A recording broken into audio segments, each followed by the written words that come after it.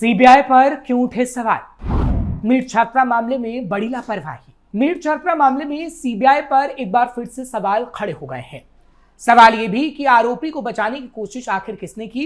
सवाल यह भी उठ रहा है कि सीबीआई किसी ताकतवर को बचाने की कोशिश कर रही है, क्योंकि सीबीआई की लापरवाही का आलम यह है कि तय 90 दिनों के अंदर वो अदालत में चार्जशीट दाखिल तक करना भूल गई, जिसकी वजह से गर्ल्स हॉस्टल का आरोपी मालिक जमानत पर रिहा हो गया और वो दरिंदा भी अब तक नहीं पकड़ाया जिसने छात्रा का दुष्कर्म किया।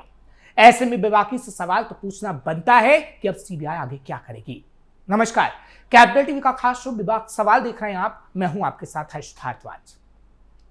अब कोई करिश्मा ही पटना की नीट छात्रा की मौत का रहस्य उजागर कर सकता है, वरना पटना पुलिस से लेकर देश की सबसे नामचीन जांच एजेंसी सीबीआई ने जांच के नाम पर इस केस का जो खश्न किया, उसके बाद कई सवाल उठने लगे हैं। सीबीआई ने क्यों की मामले में लीपापोती? नीट छात्रा मामले में सीबीआई की क्या है बड़ी चूक? आरोपी के डिफॉल्ट बेल की क्या है इनसाइड स्टोरी? किससे कहानियों में सीबीआई ने क्यों उलझाया? 5-5 आईओ फिर भी तफ्तीश अधूरी क्यों? क्या आपने कभी किससे कहानियों में सुना है कि किसी लड़की का दुष्कर्म होता है, फिर उसकी मौत होती है और उस मौत के बाद सीबीआई भूल जाती है कि नाबालिग मौत और दुष्कर्म के मामले में उसे पॉक्सो की धारा लगानी है। सीबीआई भूल जाती है कि जिस गर्ल्स हॉस्टल में नीट छात्रा बेहोश मिली थी, उस हॉस्टल में उस रात एक्टिव मोबाइल के कॉल डिटेल भी खंगालने हैं। सीबीआई भूल जाती है कि नीट छात्रा के अंडरगारमेंट से जो स्पर्म मिले उसका आरोपियों के साथ मिलान कराना है। सीबीआई भूल जाती है कि नीट छात्रा की फॉरेंसिक रिपोर्ट जो दिल्ली के एम्स में पड़ी है, उसे मंगाकर उसे पढ़ना भी है। सीबीआई भूल जाती है कि इस पूरे केस में जो इकलौती गिरफ्तारी हुई गर्ल्स हॉस्टल के उस मालिक मनीष रंजन से पूछताछ भी करनी है। हद तो यह है कि सीबीआई ये तक भूल जाती है कि इस मामले में 90 दिन के अंदर अदालत में उसे चार्जशीट यानी आरोप पत्र दाखिल करना है।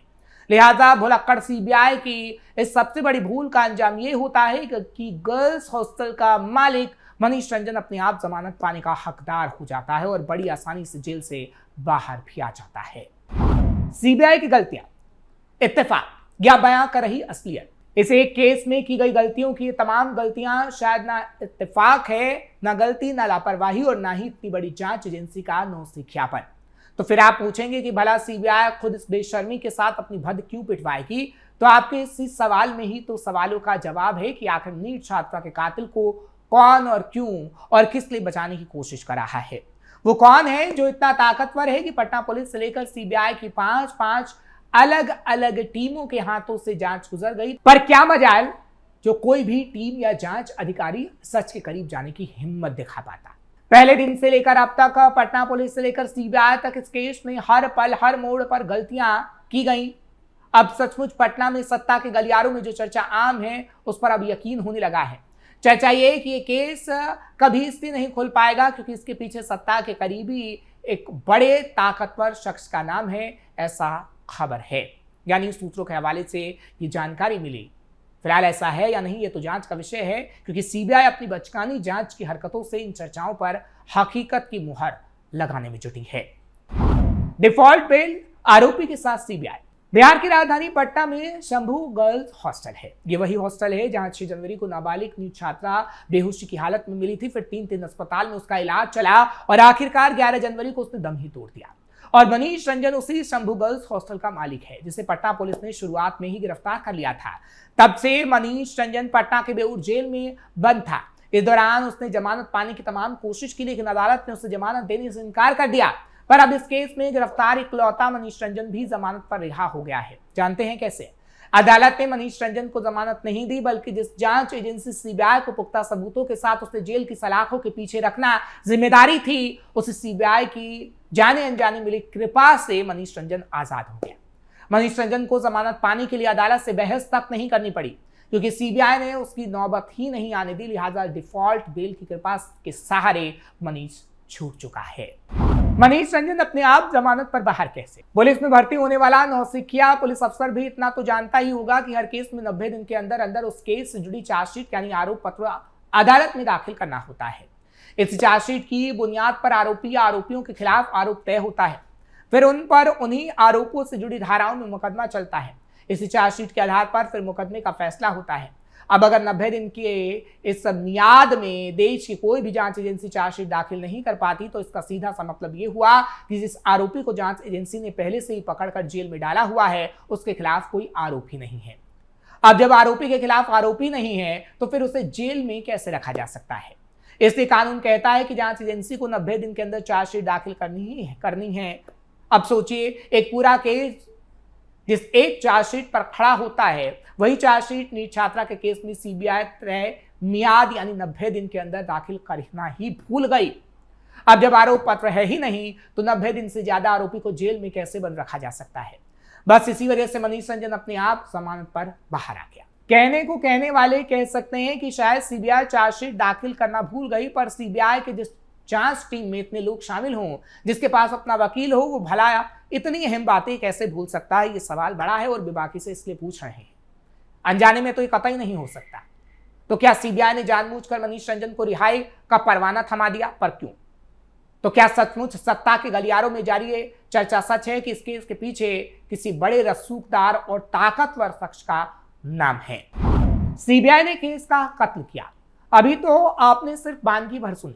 सीबीआई ने जांच हाथ में लेने के बाद कदम कदम पर इस केस को कत्ल करने में वो लगी रही। अब सिलसिलेवार वो भी जान लीजिए, क्योंकि पटना में सत्ता के गलियारों में जो चर्चा चल रही है उससे इनकार नहीं किया जा सकता, क्योंकि कोर्ट के अंदर खुद सीबीआई ने अपना कबूलनामा दिया। दरअसल पटना के कोर्ट ने नाबालिग नीट छात्रा की मौत के मामले में सीबीआई से स्टेटस रिपोर्ट मांगी थी। स्टेटस रिपोर्ट मतलब कि अब तक इस केस की जांच कहां तक पहुंची। उस दौरान जज और सीबीआई के बीच सवालों और जवाबों का दौर चला, जिसमें सीबीआई फेल होती हुई नजर आई। कैसे फंस गई सीबीआई? नीट छात्रा का केस सीबीआई को 30 जनवरी को सौंपा गया था। पूरी फरवरी और मार्च निकल गया। अप्रैल के पहले हफ्ते में पटना की एक अदालत ने सीबीआई को तलब कर यह पूछा कि केस की जांच कहां तक पहुंची है। शुरुआत में तो सीबीआई ने गोलमोल जवाब देकर एक तरह से अदालत को ही गुमराह करने की कोशिश की, लेकिन फिर जब कोर्ट ने हर पॉइंट पर सीधे सवाल पूछा तो सीबीआई फंस गई।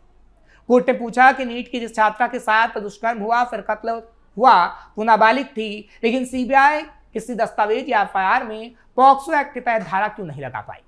जानते हैं सीबीआई का जवाब क्या था? कि पटना पुलिस ने शुरुआत में जो एफआईआर दर्ज की थी उसमें पॉक्सो की धारा नहीं थी और खुद सीबीआई भी ये धारा लगाना भूल गई। अब जरा सोचिए, वो पॉक्सो जिसमें सीधे 20 साल से लेकर उम्र कैद तक की सजा हो, जिसमें जमानत मिलना सबसे मुश्किल हो, उसी धारा को भूलकर सीबीआई किसकी मदद करने जा रही है? सवाल तो बड़ा है। कोर्ट की फटकार के बाद सीबीआई ने अदालत को भरोसा दिया कि वो इसमें पॉक्सो एक्ट की धारा भी जोड़ेगी। कोर्ट ने दूसरा सवाल पूछा कि नीट छात्रा के अंडरगारमेंट पर जो स्पर्म पाए गए, क्या आपने पता किया कि वो किसके थे? सीबीआई फिर हैरान थी। कहा अभी तो नहीं, पर हम पता लगा रहे हैं। पीड़िता के पास से जो फॉरेंसिक नमूने उठाए गए थे उन्हें एम्स भेजा गया था। इन फॉरेंसिक नमूनों की रिपोर्ट इस केस में बेहद अहम मानी जा रही थी। इससे आरोपियों तक पहुंचने में आसानी हो सकती थी। जब कोर्ट से पूछा कि एम्स की उस रिपोर्ट में क्या निकला, तो जानते हैं सीबीआई का जवाब क्या था? अभी तो हमने एम्स से वो रिपोर्ट ही नहीं मंगवाई। तो सवाल तो बेबाकी से पूछे जाने चाहिए। सीबीआई का कोर्ट में गोलमोल जवाब क्यों? शंभू गर्ल्स हॉस्टल का मालिक मनीष रंजन बेऊर जेल में बंद था। कोर्ट ने पूछा कि क्या सीबीआई ने मनीष रंजन से कोई पूछताछ की या उसने कुछ खुलासा किया? सीबीआई का जवाब आया, अभी मनीष रंजन से कोई पूछताछ ही नहीं हुई। है ना कमाल? इस केस में अब तक की जो इकलौती गिरफ्तारी हुई वो मनीष रंजन ही था। गर्ल्स हॉस्टल का मालिक मनीष रंजन ही है। लेकिन हैरत की बात यह है कि 2 महीने से ज्यादा जांच को निकल गए, पर सीबीआई को यह सूझा ही नहीं कि चलो मनीष रंजन से एक बार पूछताछ भी कर लेते हैं। हालांकि मनीष रंजन को ढूंढने की भी जरूरत नहीं पड़ी। उस बेऊर जेल तक जाना भी सीबीआई ने जरूरी नहीं समझा। आपको जानकर हैरानी होगी कि इससे पहले जब पटना पुलिस ने मनीष रंजन को गिरफ्तार किया था तब भी उससे कोई पूछताछ नहीं की गई थी। यानी मनीष रंजन करीब 3 महीने तक जेल में रहा, पर इन 3 महीनों में एक बार भी पटना पुलिस और ना ही सीबीआई ने उससे पूछताछ की। तो फिर सवाल यह है कि आखिर मनीष रंजन को पकड़ा ही क्यों गया? या फिर उससे बड़ा सवाल यह कि क्या मनीष रंजन ही वो शख्स है जिसके पास इस केस का सारा सच है, और वही सच उस ताकतवर शख्स को बेनकाब कर सकता है, क्योंकि वो ताकतवर शख्स ही है जो कहीं ना कहीं इन आरोपों के बारे में पूरी जानकारी दे सकता है, या फिर उसी ने ये सब किया हो। कोर्ट ने सीबीआई से फिर पूछा था, चलिए आपने मनीष रंजन से पूछताछ नहीं की, पर 5 और 6 फरवरी की रात जब नाबालिग नीट छात्रा उस हॉस्टल में थी, तो क्या आपने मनीष रंजन की कॉल डिटेल से पता लगाया कि वारदात वाली रात को वो था या नहीं?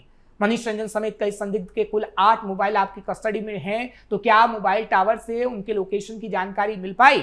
सीबीआई का जवाब था कि फिलहाल हमने वारदात वाली रात मनीष रंजन की लोकेशन या कॉल डिटेल की जांच नहीं की है। केस को हाथ में लिए सीबीआई को 2 महीने से ज्यादा हो चुके थे, तो सवाल तो बनता था ना कि ये सारी जरूरी चीजें आखिर क्यों नहीं की गई। सवाल फिर वही आ जाता है कि किस रसूखदार को बचाने के लिए सीबीआई ने ऐसा किया। अलग अलग टीमों ने की जांच, नतीजा कुछ नहीं निकला। आलम यह था कि जिसकी जांच पिछले 3 महीनों में 5 अलग अलग टीम या जांच एजेंसी कर चुकी है या कर रही है। सबसे पहले जब 11 जनवरी को नीट छात्रा की मौत हुई, तब उससे 2 दिन पहले 9 जनवरी को पटना पुलिस ने इस मामले में एफआईआर दर्ज की थी। मौत के 2 दिन बाद 13 जनवरी को अचानक पटना पुलिस बाकायदा प्रेस कॉन्फ्रेंस कर ऐलान कर देती है कि नीट छात्रा की मौत मर्डर नहीं, सुसाइड है। उसके साथ ही दुष्कर्म कोई हुआ ही नहीं, लगा केस खत्म। लेकिन तभी नीट छात्रा की पोस्टमार्टम रिपोर्ट आ जाती है, पूरा केस पलट जाता है। नीट छात्रा के जिस्म पर अनगिनत जख्म थे जो कत्ल की तरफ इशारा कर रहे थे। इसके बाद जैसे ही फॉरेंसिक रिपोर्ट आई, उस रिपोर्ट में अंडरगारमेंट में स्पर्म मिलने के सबूत मिले, तो केस और पलट गया। अब शर्मिंदा पटना पुलिस से यह मामला लेकर एसआईटी को सौंप दिया गया, पर एसआईटी भी पटना पुलिस की शुरुआती लाइन पर ही तफ्तीश करने लगी। अब तक मामला तूल पकड़ चुका था। बिहार पुलिस पर मामले की लीपापोती के इल्जाम लगने शुरू हो गए थे। इसी फजीहत से बचने के लिए तब बिहार सरकार ने 30 जनवरी को केस बिहार पुलिस से लेकर सीबीआई को सौंपने की सिफारिश कर डाली। अब सीबीआई के पटना ब्रांच की जो टीम 2 महीने से भी ज्यादा वक्त में न पॉक्सो धारा लगा पाई, न मनीष रंजन से पूछताछ कर पाई, न उसकी कॉल डिटेल देखने पढ़ने का वक्त निकाल पाई और ना एम्स से रिपोर्ट तक मंगा पाई, तो कोर्ट ने सीधे सीधे कार्रवाई करते हुए आदेश दिया कि सीबीआई पटना ब्रांच की इस टीम को ही हटा दिया जाए। कोर्ट ने आदेश दिया कि अब मामले की जांच दिल्ली में मौजूद सीबीआई को ट्रांसफर कर दी जाए। कोर्ट के हुक्म पर ही ऐसा हुआ और इस तरह अब इस केस में 5वें इन्वेस्टिगेटिंग ऑफिसर की एंट्री हो चुकी है। पर 5 आयोग के एक ही केस पर काम करने के बावजूद नतीजा यह है कि अब भी इस केस का कोई नतीजा ही नहीं है। अलबत्ता मनीष रंजन जरूर जेल से बाहर निकल आया है, जिसके बाद भी बाकी से सवाल तो पूछे जाएंगे जो हमने पूछे हैं। आपको ये खबर कैसी लगी कमेंट सेक्शन में जरूर बताएं। खबर को लाइक शेयर करें, कैपिटल टीवी को सब्सक्राइब करना मत भूलिएगा।